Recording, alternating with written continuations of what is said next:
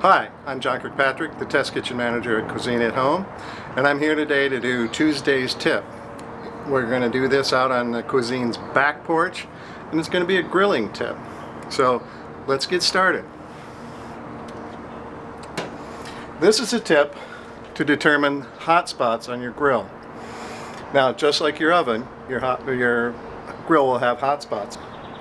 This is a cheap, easy way to do it. You just turn the grill up to medium and lay your bread down.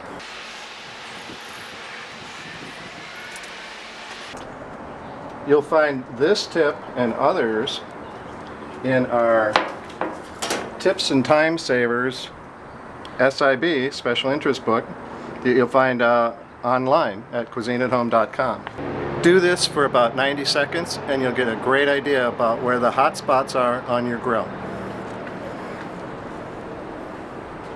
So after about 90 seconds, you want to start flipping the bread over, and eventually you'll end up with a portrait of where the hot spots are on your grill. Now, a lot of this shouldn't be too surprising, that the hot spots will be directly over where the flame is.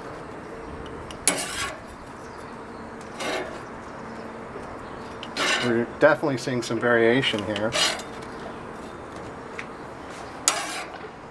Finally, the last row.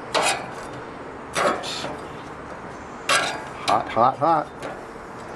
Oh, we got a big hot spot up here in the corner. That's where I want to do my searing of steaks. What you want to do, now that you found your hot spots, is go out and buy our collection of all 4 of our best-selling grilling books. In here you'll find hundreds and hundreds of recipes, menus, desserts even. Probably a couple of summer beverages as well. It's a USB drive. Just snaps out like that. It's about the size of a credit card. It's with you handy wherever you want to go, and wherever, say you have to go to a pool party and you want some recipes to bring with you. So again, this is John Kirkpatrick with Tuesday's Tip. Thank you.